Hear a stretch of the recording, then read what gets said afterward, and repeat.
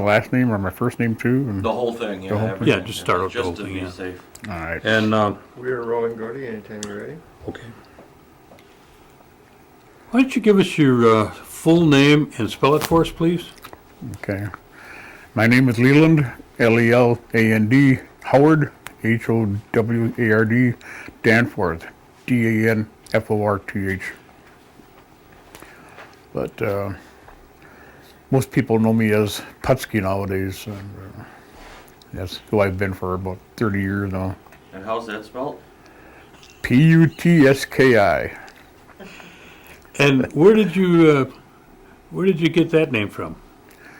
There was a rather robust, regularly handsome wrestler back in the 70s, early 80s. His name was Ivan Putski, and I worked for the youth prevention program over at the Civic Center, and I believe this young man just about 5 years ago told me that he was the one that gave me that name.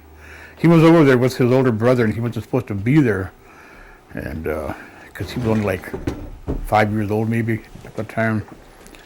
But he's there anyway. We just got a new foosball table over there, and he's looking at me and he says, I know you. I said, oh yeah. He says, I don't know you. He says, I don't know you. He says, I seen you on TV.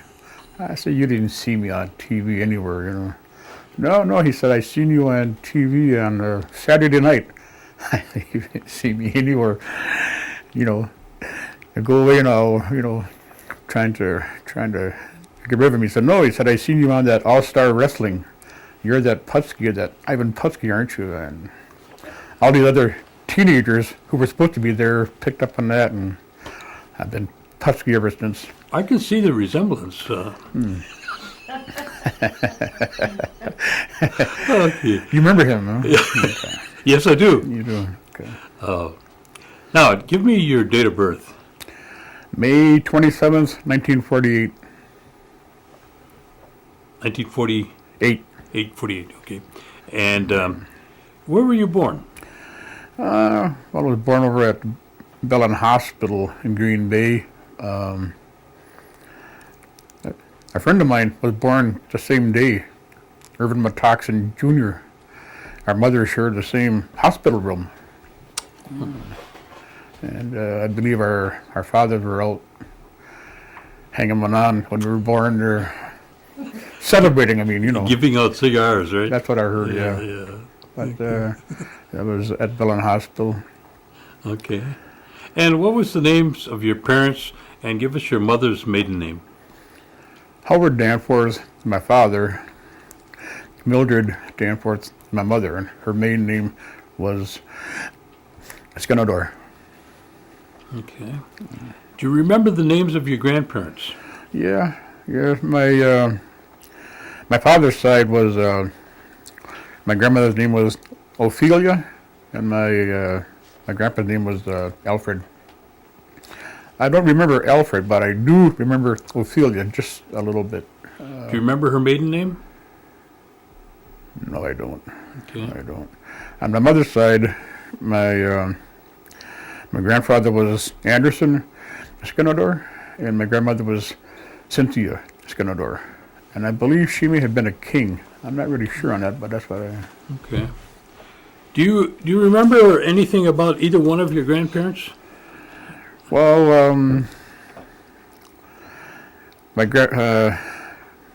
both of my grandfathers had already passed away by the time I was born. My grandma Danforth, I just barely remember her, except that she lived, their house was down by the bridge, by Stagger Lane. I think it was the closest house to the road back then. And my grandma Skinner, she lived till I was, I think, in my early 20s, and she lived with us on the farm. We had a farm back then.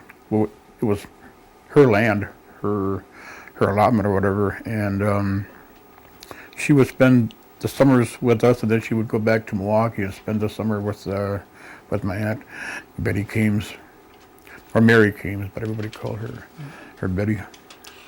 Did your grandmother speak Oneida? I really don't know. My father spoke Oneida. My grandmother on my mom's side, she never really spoke it. She was, I'm sure that she probably understood it, but then she didn't speak that around us. Okay.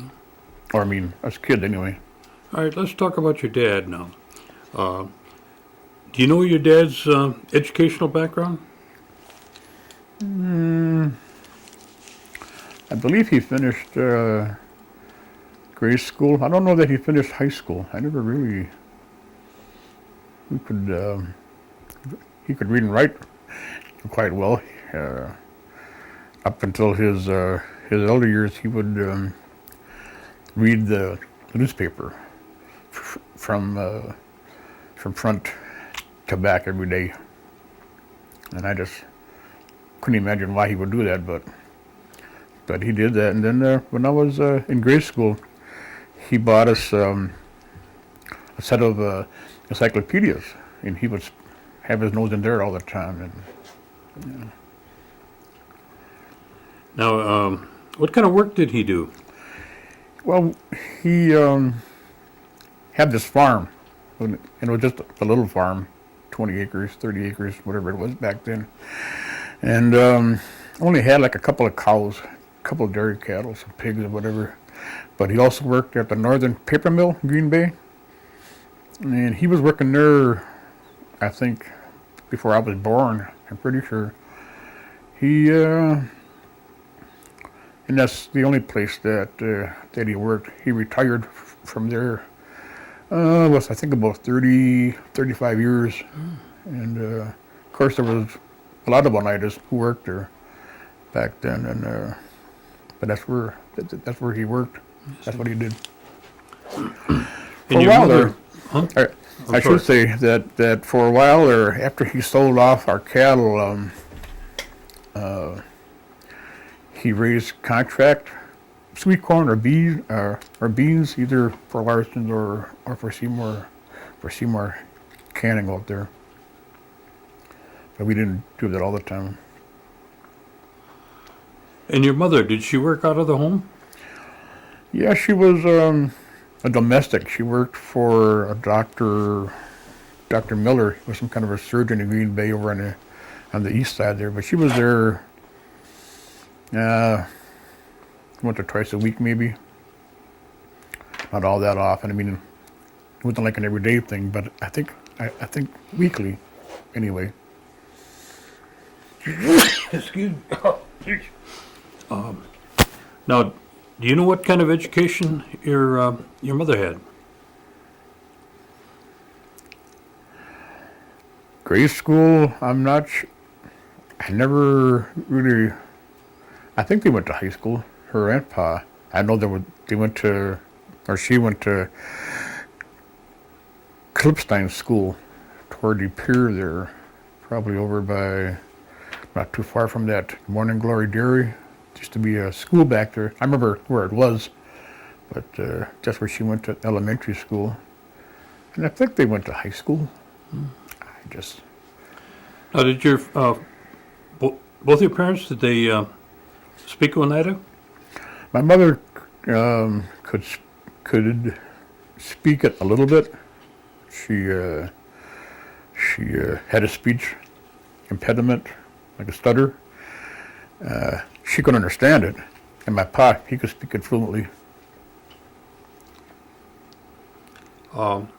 Did you ever hear them talk about, were they involved in any kind of tribal activities or tribal meetings at the time when you were small? I know that Pa would go out to the Chicago Corners. I think they had meetings out there back then. He talked about that. We went to this to the church here, Holy Apostles, and they both sang in the choir. My pa sang bass, and Mom, I'm not sure what she's saying, but she sang in this. That's when they had when you went into church over here. They used to have those pews for the choir members up on top there, Yes. and they would sing up there and put on those, I don't know, outfits or whatever, you know. But they did that.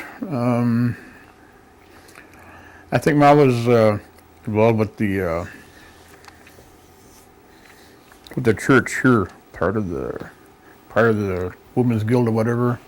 I just remember her dragging us along and coming and stringing up these wreaths, you know, and they would have some kind of a bazaar, some kind of deal across the road in a parking lot back then, and sell food, and they would have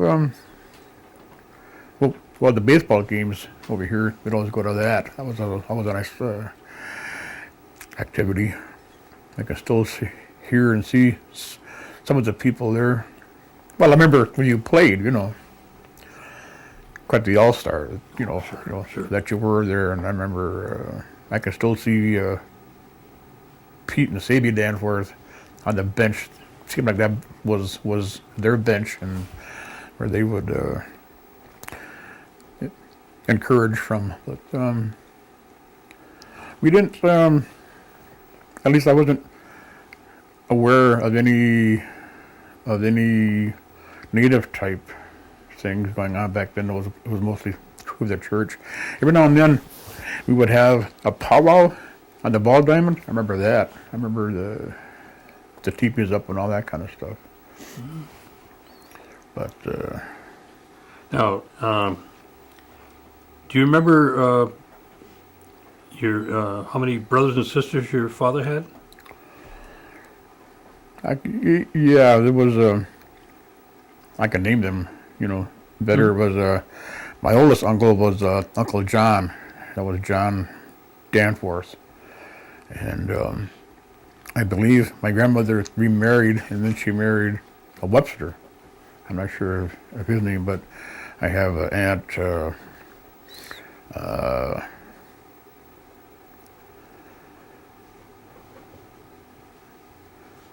well, my uncle Wilfred Webster, and my aunt, I can see her, Abby Webster.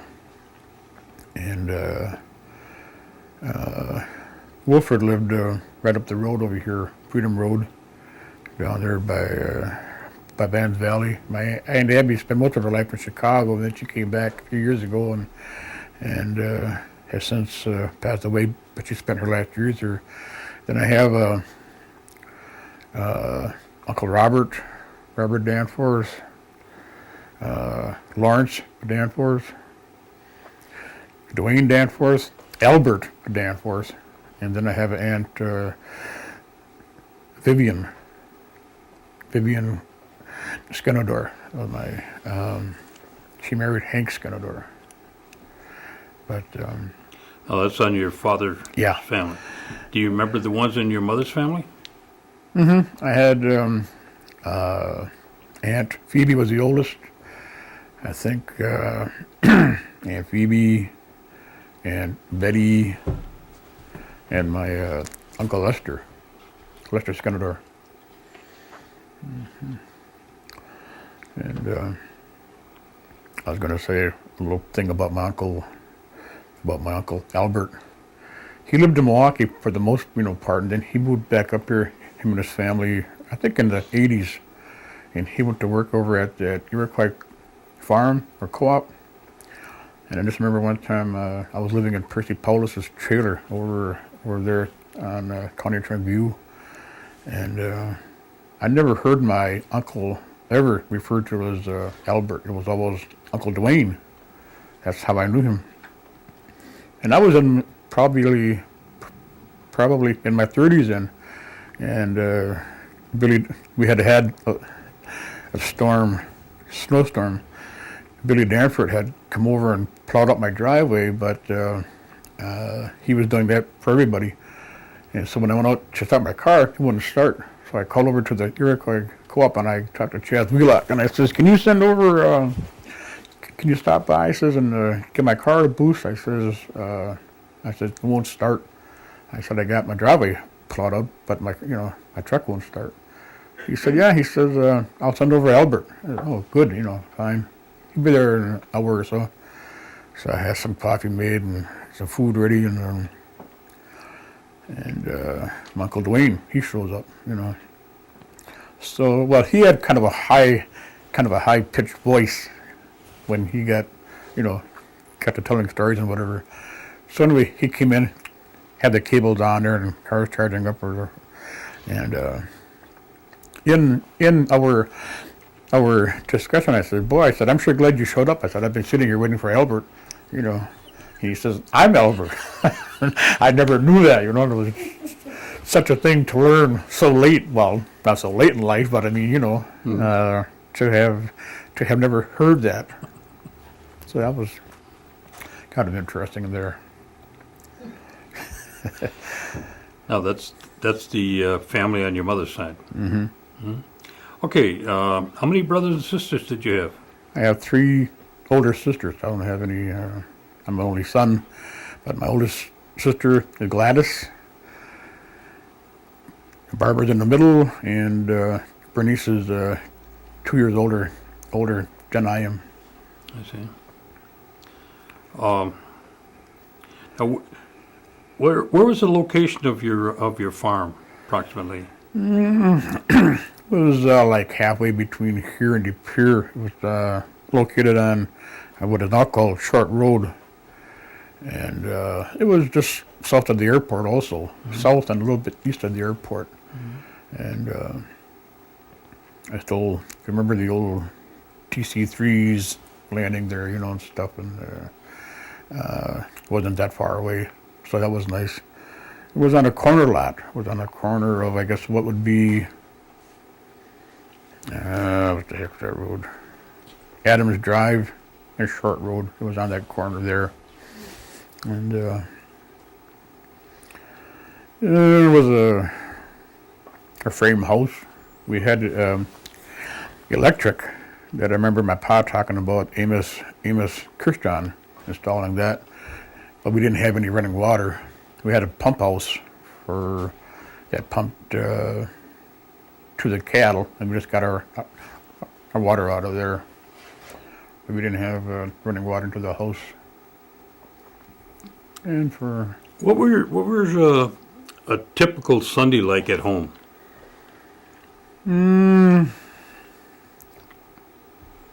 church, start off with church. I wasn't a good church goer. I wasn't a good Christian, really. I didn't pray for spiritual well-being. I prayed for, help me get out of trouble or help the Packers win or something like that, But for the most part, we were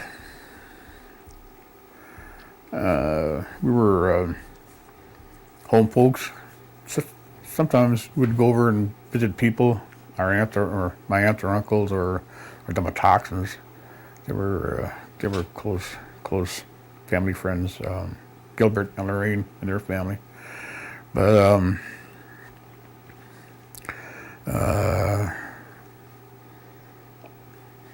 chicken dinner, that kind of stuff. We didn't have a TV right away.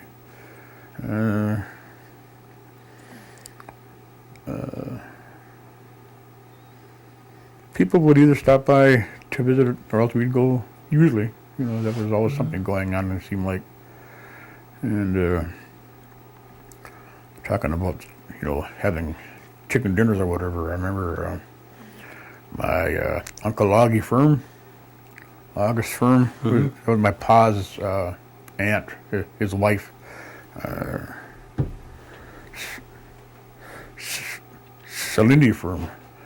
Cylinder Firm. They gave me a pet chick one time for Easter. It was just a little yellow job. And as he got bigger, he turned out to be solid black with rooster, big rooster. So that was my pet. And I raised that bird. He was big. He was king of the barnyard, so to speak. And one time we had chicken dinner on a Sunday.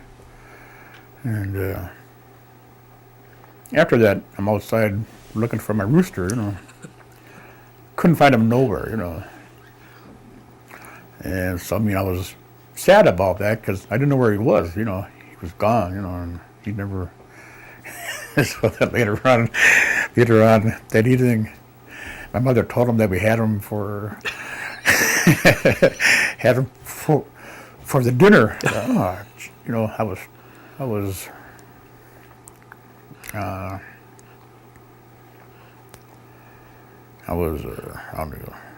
upset, traumatized that Sure, I sure. ate my own bird there, but I got over it. But What kind of holidays did you celebrate at the time? Do you remember any holidays that come out that jump out at you? I guess just about all of them. With the big meals, Thanksgiving and the Christmas and Easter and stuff. My pa liked to go to parades, so we'd go for Memorial Day, July 4th, Veterans Day, all those kind of things also. He must have been in high school back there sometime because he learned to play the trumpet, and so their band. I remember him talking about their band going down to Chicago and marching down State Street was a big thing for him. But in sixth grade, I started playing the trumpet, and then I switched to baritone, and then in high school I played baritone and the tuba for 4 years. But I remember bringing my trumpet home. He tried to play it. He could do a little bit on it, but it was a long time, But parades, I understand that before I was born, they had season tickets to the Packer team over in East Green Bay, and then they sold them. They sold them around 50 or so, I guess. I don't remember that, but they did that.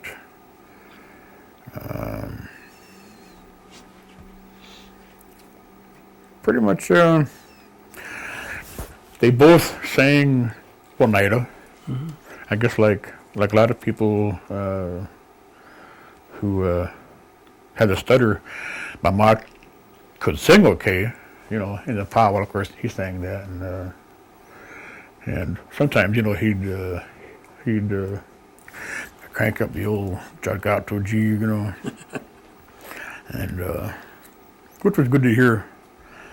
When my mother passed away, that was like her favorite song, and she wanted, telling me that, that she wanted that at her wake in the funeral, and yet my sisters didn't really want that because it reminded them of her and made them sad. And I said, yeah, but that's what she wanted, so that's what, we're gonna have them do that.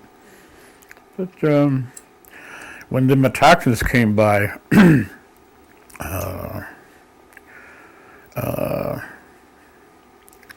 we would play games. Our mothers and the kids, me and Yogi, and Bernice, Sandra, and my pa and Gilbert would, for the most part, speak Oneida. And I think Mr. Metoxin could understand it also, but they would just be laughing hysterically at stories that I don't know what they were. I just wanted to mention also that the Metoxin, you said Yogi was here yesterday. I always thought they were the Beelines. That's what our parents called each other.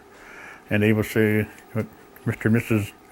Beeline are coming out, and the kids next week, or else we'd be going over to East Green Bay, and like a big deal back then. But to this day, Yogi doesn't call me Putski, and I don't call him Yogi, it's Beeline. And that's a lot of fun. I don't know if I said that already or not, but I must be losing it here. Now, did you ever go hoyaning? We did when I was a kid, but after we moved to town, I don't think we did. Mm-hmm. Some people still do that, and I've gotten more into that the last few years now. there's certain homes that I know that are gonna have the donuts, and that's why I like.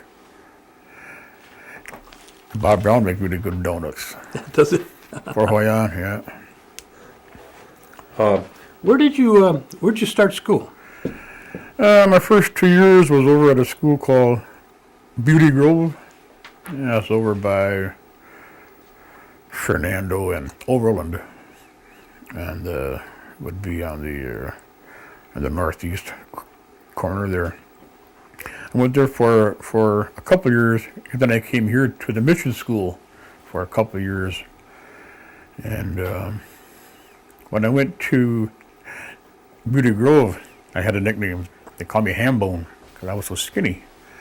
And after come here for a couple of years, they had a hot lunch program and stuff, and they would encourage you to have more, And started packing on the pounds there, and just never got back that Hambone cut again. But after I think we came here for 2 years, and then we went back to Beauty Grove. And I have no idea why this occurred, but then by 7th grade, I went to Lincoln School in De Pere, and then 8th grade, I came out and I went to Highview, and I graduated from there. And then, and we never had any trouble anywhere. I don't know, they were just drawing up school lines or whatever, but that was Beauty Grove, Mission, Highview, and Lincoln. Yeah. And then I went to school, West De Pere High School. Graduated from there in 1966. 66. Now, during the time when you were going to school, did you have any odd jobs that you worked on? In high school. High school? Like, during the summertime? Mm-hmm. Well, my first job was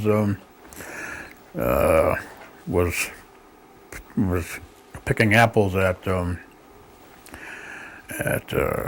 Larson's apple orchard, and I wasn't a good apple picker. Well, I mean, they had these big old 3-legged ladders, and first day I was there, fell off the top rung twice. And then there was this big old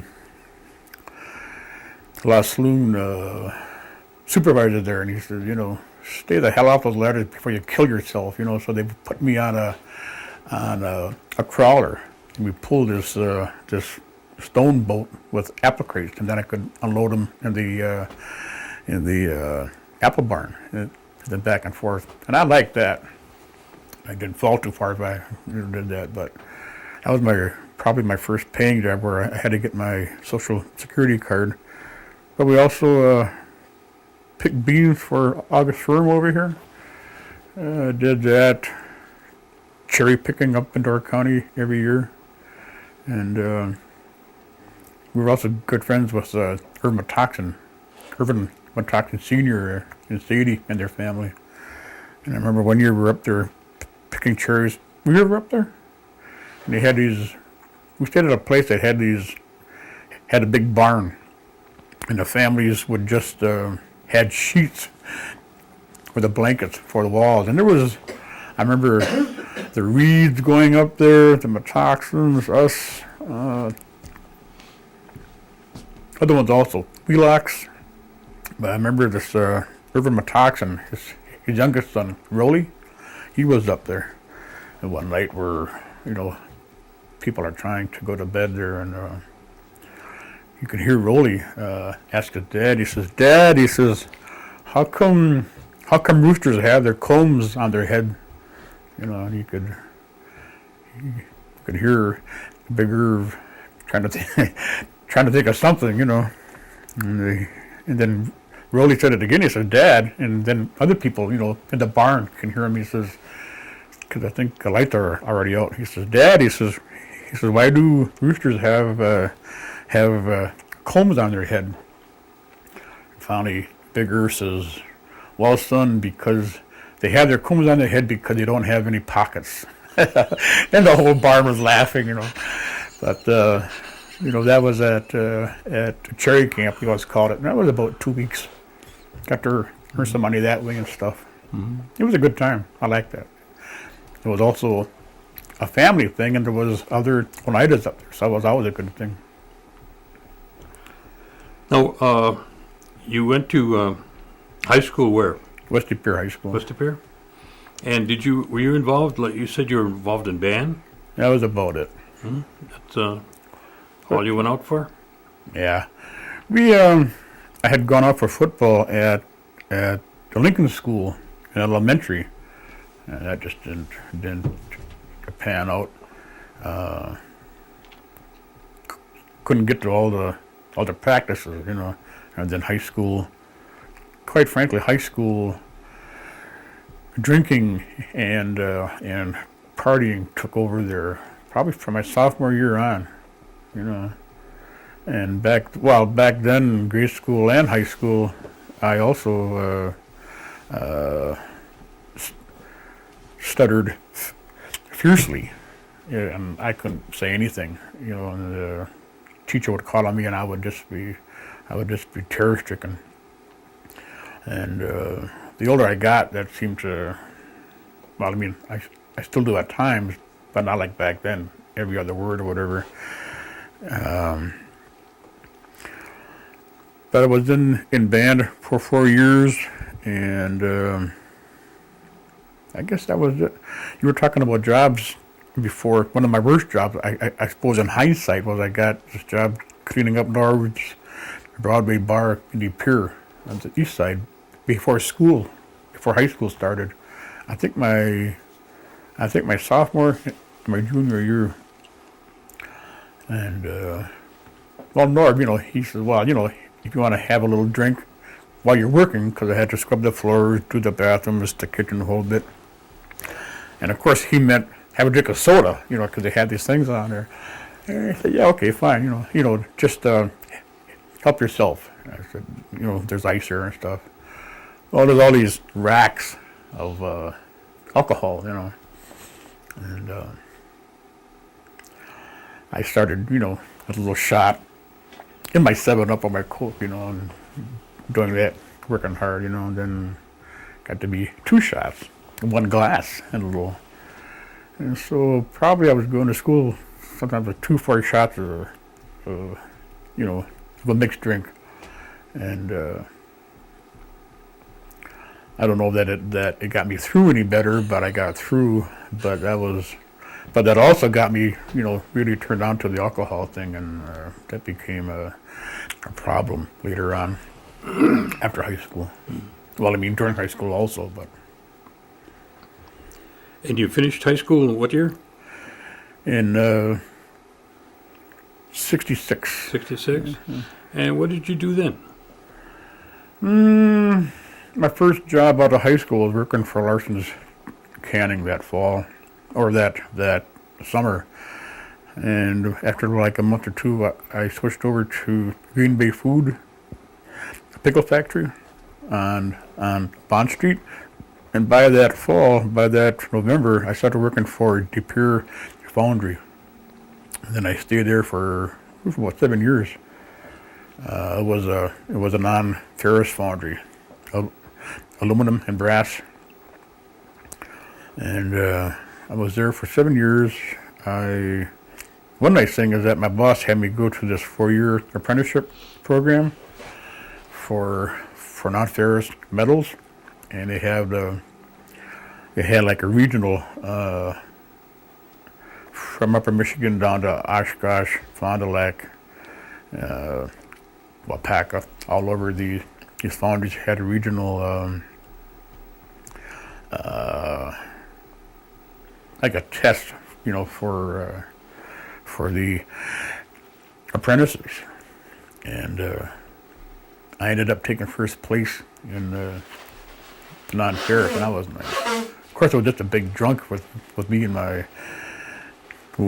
one of the bosses there went down to Oshkosh for this event, and my boss, who actually got me into this apprenticeship program, he was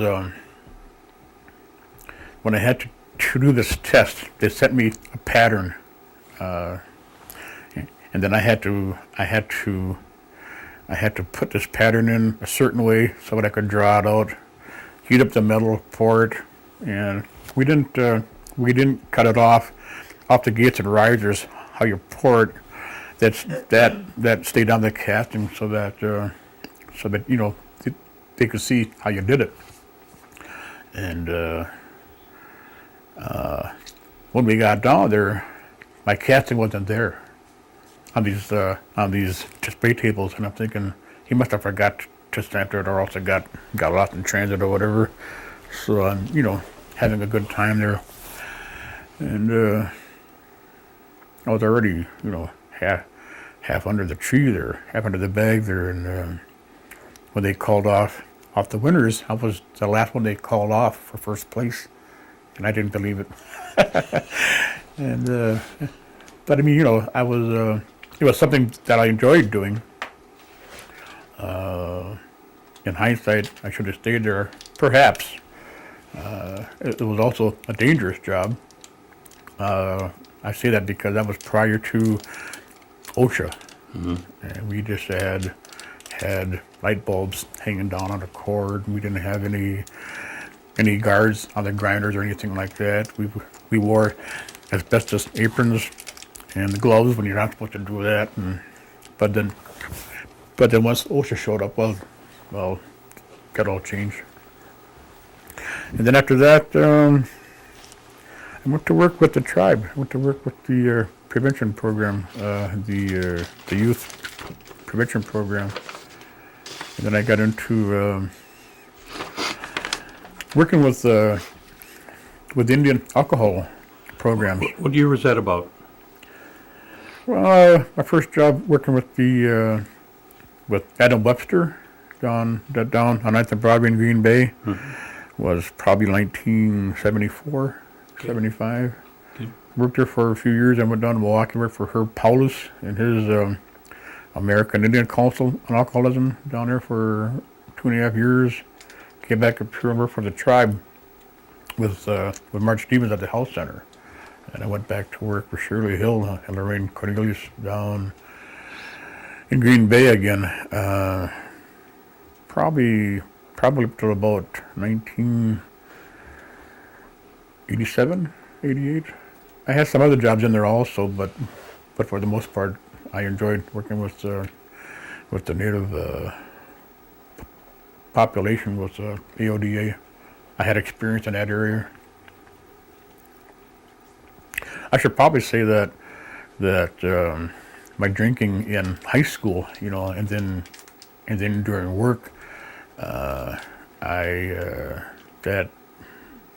became a problem for myself, the addiction, and I ended up going into the alcoholic treatment unit at the Bellin Hospital, probably 1973, 74. It was they had just opened up for about a year. My doctor had said, that I had been there to see him almost a year to the day that I finally did start this program. And I would have been one of the first ones. As it was, I've been sober since that time. I've got 33, 34 years of sobriety since then. But it was something that I, put myself through. I was fortunate that I survived that, and then after that, that's what I wanted to do, to try and help other people, plus helping myself at the same time. But that was probably the hardest part of my, of my life. When did you become involved in, I guess what you'd call the old ways or traditional ways? So probably around the late 70s here, there was a group of people that were going out to Canada, out to New York, meeting other Oneidas out there. Lorraine and Gordon Cornelius and Marge Stevens, Marge Paulus, and Herb himself, I think, and other ones, from what I understand. I'm not sure, your family too perhaps, were people that had gone out there and had met families that came back out here, and when they started going out there for ceremonies, this was like in the late 70s for myself, Rick Hill, Poggy King, Errol Wilson, I think it was Gary Schuyler, was my first trip out there. And we had probably 2, 3 other ones, but that was my first trip out to Atlantic Canada, my first trip to a longhouse.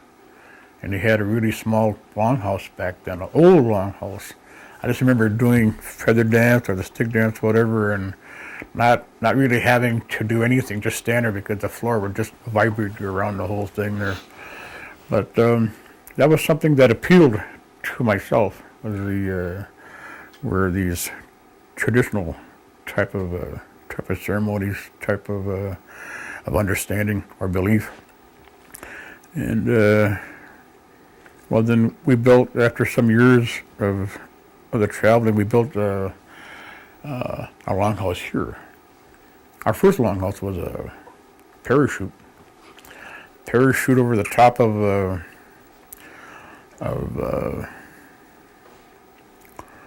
the parachute and tarps over this makeshift building we had. For the floor, we had pallets were on the bottom, and then plywood made on top of that. And we got through our first ceremony was a downpour, rain. Floor, everything was just a fiasco. But we got through all that, and then we ended up building a log building several years later. And it was fun to see people come out and assist us with that first log building, which is now our cookhouse. But Amos Kirchstein was out there, these hand size, cutting down weeds, and then he also these axes that we had to use. He's out there doing that. Percy Paulus was the chairman at the time. He came out there and rigged up some kind of a rigging where you could use a tractor, to pull this like a block and tackle around it. 'Cause we had some really humongous logs that until then we had been muscling up, on top of each other.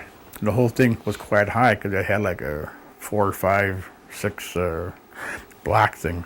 But he was out there, and of course he was more out there instructing his son Richard how to how to do something. But he was there, It was just fun to see other people come out and help us, You didn't have to, but they were out there. And that was probably around early 80s that we built that log building. I think we used, I believe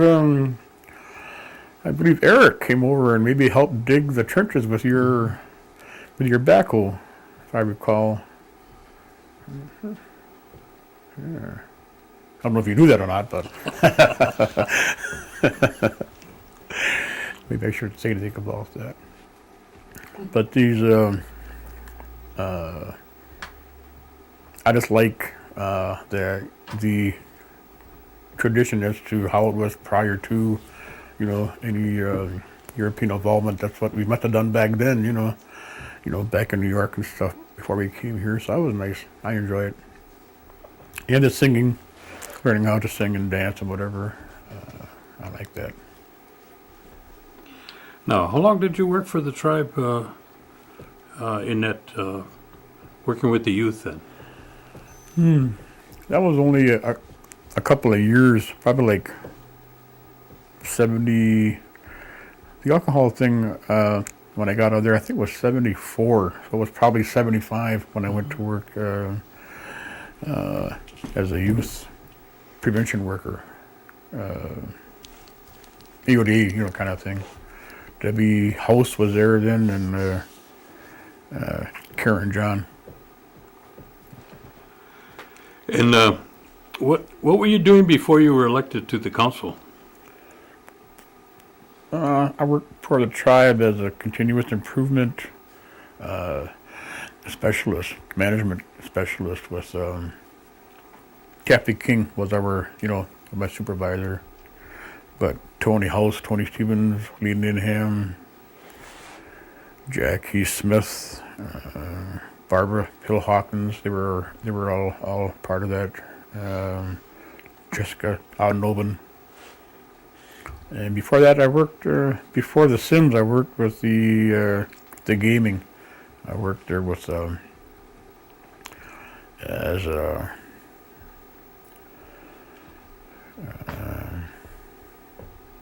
had to do with the employee relations rep. And before that, I was working with gaming, just about all areas there. I started off there as a change runner. That's when it was just the iMac, when the slots first took off. And I worked in hard count, where you do the coin, roll the coin. I worked in soft count, where you count the bills off the tables. I was a dispatcher for the slot team, just all over the place. Redemption on the cages there. It was a lot of fun. It was a good experience. I was all over the place. I was like a fly there. Tell me a little bit about your experience on the council. The council was it was funny because Percy Paulus used to encourage me to run prior to when I actually did run in '96. He said, "Why don't you run? You'd be good on it." "Oh, I can't do that. I don't know nothing. I don't know nothing." But I had done all this other stuff, working with the tribe, working at the cannery with their garden project. I was on the school board for a number of years. I was chairman for a number of years of the school board, and all these other being involved in the community, not really seeing it as wanting to just things that I was interested in. When I got the committee, we were coming up for the second. What do you call that? They had already had a 7-year, I think it was, and we're going to go into another one, a compact, and we ended up getting it for 5 years, much to the dismay of a lot of people. One of the things about being on the council is that, you've been on there, you just can't satisfy everybody. Putski, don't you dare come back without a compact. Putski, don't you dare sign that the compact, and it had to. It was like in the fall of the year, if I recall, when we finally got that done, like September, somewhere around there. But it was, we need that compact so we can have our jobs for the holidays, And then there was other people saying, "Don't you do that? We don't have to pay them anything. Don't do this." And so you're having that constant tug. One of the things, when I was on there, that I thought was something that we didn't take advantage of was a land purchase. I understood that that we were buying a lot of farms and whatever, but this golf course was for sale, and not only the golf course, but a whole lot of land around that golf course, plus some water rights. And the person that was trying to sell it, it was a bargain price, and yet our council what I recall, they were more afraid that all the Oneidas who were golfed would just stop working, I guess, and play golf all day, because they didn't take advantage of that purchase, because there was a lot of green area there, there was woods there, a creek bottom there, all that stuff. And we didn't do that, and then I think Hobart eventually bought it themselves. But I mean, somebody else had bought it in the meantime, but they sold it. But they were selling these lots for homes like 50 to 75,000 just for the lot. And that was back then. I'm sure that's gone up now. But my thinking was that we didn't even have to have lots. We could just leave it as was. But there were some exciting times there. Got to what I did. Having to sit at meetings with Tommy Thompson was probably the worst or the hardest, because he's right there, and stuff that he would say or his staff, perhaps, and he was always hard to have a meeting with, because we go down there and then he'd have us meet with one of his staff people, and so after a while we said, nah, we're not coming back down here anymore until we can meet with you. And if you can't do it, well then, so be it. But it was a good education for myself to see how the tribe is run, and who has the influence and the power, as they say. I think sometimes people they run for the council because they think it's a power position, and it's not. At least, my thought was, I never felt so powerless in my life, because it was just, all the things that we're into, and that we're still into, and some of those things we got into this phone, it's Einstein, but it was called, I can't think right now back then, but we invested in that, and to this day, sometimes I'll read, when you read those packets that they send out, there might be like a blip, and if you don't catch it, they're talking about finances. Now we went and invested some money into that telecommunications area there, that firm, and yet when you hear people, it's like we've never gotten any of that back. Sometimes I think we've gotten some of it back, but they just don't report that out. There's always a saying that there's some kind of other area in Wisconsin that has some kind of a lawsuit, and that once this lawsuit is settled, then we can sell these things for umpteen times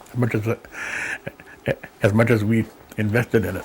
So I still don't know where that is, but there's things that that we did back then. That 5-year compact wasn't a popular thing. I'm just glad that this new one is grass grows, water flows kind of deal. But it was exciting. I just think that the education part of it, as to learning who has influence and who doesn't, and how they use that, how it could be abused, kind of thing, and then everything that we're into, and we're into a lot of things. So that was good from that point. Good. You, what's your feeling on the per capita payment that we receive? The per capita payment that we receive now? Yeah. Well, now it's up to $750, and I understand it's going to be $800 next year, I think. That's what I heard. But when I first started out, it was $225. It was $225 when I was on the council. And I have a relation with Milwaukee, Chicago, other places. And one of my nephews in Milwaukee said, he said, Uncle Lee, he says that per cap, is nice when it comes. It's only $225 back then. He says, but quite frankly, he says, I don't get up and dance around my living room. He says, when it shows up, because off the reservation you pay taxes, and that even that little bit could whatever. And now that it's jacked up to whatever it is, it's even more so. I think it's, you know, the per cap is a good thing as to why. Well, I mean, why we have had the gaming. You know, is to help ourselves. You know, all the tribes that have that is to be able to help yourself.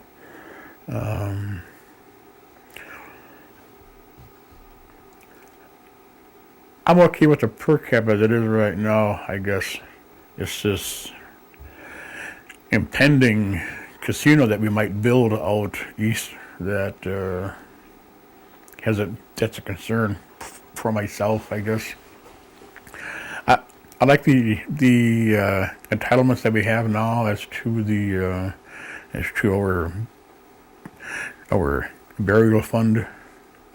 Elderly, I know get more, but I think that kicks in at 62 or 65. And of course, you know, membership gets to 750, and I think it's going to be 800 next year, from what I understand. And I'm always thinking that I think we pay out quite a bit to surrounding communities for service agreements. The Packer team for that gate. I don't know what it costs. I'm sure it costs us something, but it's like, and then, you know, paying for stock car races down at KK and other things like that, which is good to understand from a business standpoint, but I also think that it would be good to not only pay the Packers millions of dollars, but it would be good that, you know, that we could jack up our own per cap for our people a little bit too. Sometimes I had the feeling that our administration, and that would have probably been the same thing back when I was on the council, that there's this fear that something terrible is going to happen if our people get a couple of bucks in their pockets, and I just think that is something that should be that choice for the membership. And if they choose to build a new casino, you know, I really fear for that, only because, you know, there's already stuff in the paper about how much it's going to bring in and whatever. But again, there's this push to not, at least from what I think I'm reading, is to not really doing anything with the per cap part, but more entitlements. You know, which I can understand, but I think what the numbers are tossing around, that they could certainly do, you know, improve entitlements plus give the membership a little extra. Okay. Gordon, we should probably change tapes here. We're At this point. about to wrap up there. How much you got? About 3 minutes, maybe. Well, I was just going to ask him what his recommendation is to the Okay. youth, and then what kind of recommendation do you give to the youth, Lee, that are coming behind us? Well, I would think that with the well, I mean, you know, when I was on the council, they my first day on the job, they passed an education resolution for the amount of money that students could get for college. It was I forget what it was, but it went up to $20,000 on that resolution. And I understand that, you know, we could probably jack it up some more, but I think you know, our children, our students should be encouraged to continue education, but I think we also need some kind of job training to the tribe also, and I think we have part of that, but I'd like to see more of an emphasis on that, because not every child is going to go to college. More like an apprenticeship program or Yeah, something like that. yeah, something like that. That'd be good. I just think there's a bright future for the coming generations as we are right now. Okay. And if it, I just think it's something that, you know, that our young people can improve upon also after they start getting involved. Okay. I think we have a very good education system with the Turtle. The high school, you know, it's exciting. Things that we didn't have. I think I may have preferred to have gone to a tribal school if I didn't have the missioner. Well, Lee, I want to thank you for coming down and sharing this with us.